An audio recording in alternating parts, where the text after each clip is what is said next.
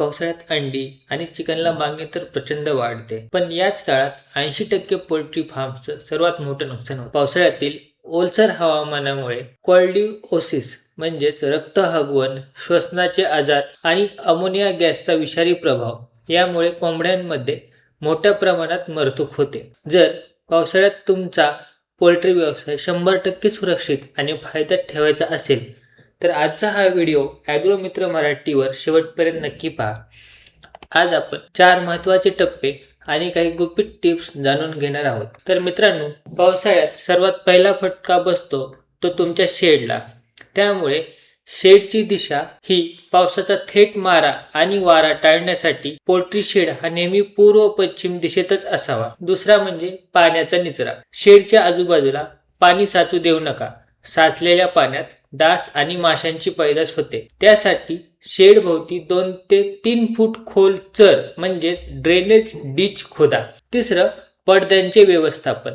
पावसाळ्यात मजबूत छिद्रविरहित पडदे वापरा. पडद्याची बांधणी छतापासून 1.5 फूट अंतर सोडून करा, जेणेकरून वरच्या बाजूने हवा खेळती राहील. जेव्हा पाऊस नसेल आणि सूर्यप्रकाश असेल तेव्हा पडदे उघडून शेडमध्ये सूर्यप्रकाश येऊ द्या. त्याचबरोबर पावसा अगोदर शेडच्या भिंतींच्या भेगा त्वरित बुजवून घ्या आणि पत्र्यांवर रेड ऑक्साईड किंवा सिमेंट कोटिंग करा, जेणेकरून गळती होणार नाही. पावसाळ्यात दुसरं सर्वात मोठं आव्हान असतं ते म्हणजे ओलं लिटर. त्याला आपण तूस किंवा लाकडी भुसा असंही म्हणतो. दिवसातून किमान एकदा तरी लिटर खाली वर करून घ्या. जर लिटर ओलसर राहिलं तर त्यात अमोनिया गॅस तयार होतो, ज्याने कोंबड्यांना आंधळेपणा आणि श्वसनाचे विकार होतात.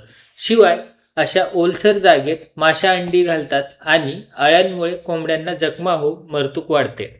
जर लिटरचा काही भाग जास्त ओला झाला असेल तर तो तात्काळ बाजूला काढून नवीन कोरडं तूस आणि त्यात थोडी चुन्याची पावडर म्हणजेच लाईम पावडर मिसळून टाका. चुना ओलावा शोषून घेतो आणि जीवाणू मारतो. पावसाळ्यात रोगराई पसरण्याचं मुख्य माध्यम म्हणजे दूषित पाणी आणि बुरशीयुक्त खाद्य. त्यामुळे खाद्याचा साठा पावसाळ्यात एकाच वेळी महिनाभराचे खाद्य साठवू नका.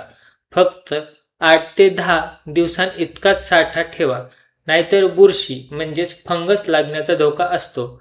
खाद्य साठवताना ते जमिनीवर न ठेवता लाकडी फळ्यांवर, ज्याला आपण पॅलेट्स म्हणतो, त्यावरती ठेवा.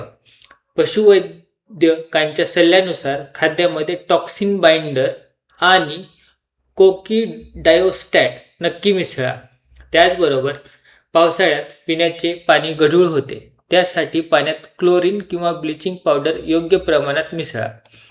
मित्रांनो, वर दिलेली सर्व काळजी घेण्यासोबतच कोंबड्यांची रोगप्रतिकार शक्ती म्हणजे इम्युनिटी पॉवर वाढवणे गरजेचे आहे. पावसाळा सुरू होण्यापूर्वी Ranikhet, ND, new castle disease आणि गबेरो, ज्याला आपण IBD असेही म्हणतो, या 2 रोगांचे लसीकरण पूर्ण झालेले असावे.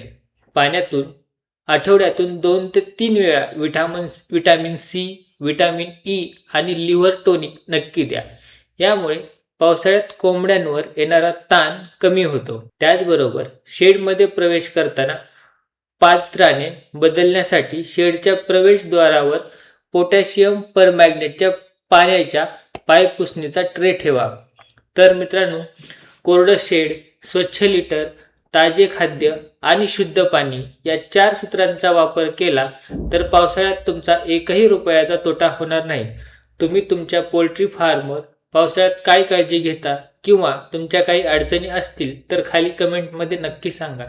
हा व्हिडिओ तुमच्या इतर सर्व पोल्ट्री व्यावसायिक मित्रांना व्हॉट्सअपवर नक्की शेअर करा आणि अशाच नवनवीन शेती व्यवसाय टिप्ससाठी आपल्या ॲग्रीमित्र मराठी चॅनलला नक्की सबस्क्राईब करा. जय हिंद, जय महाराष्ट्र.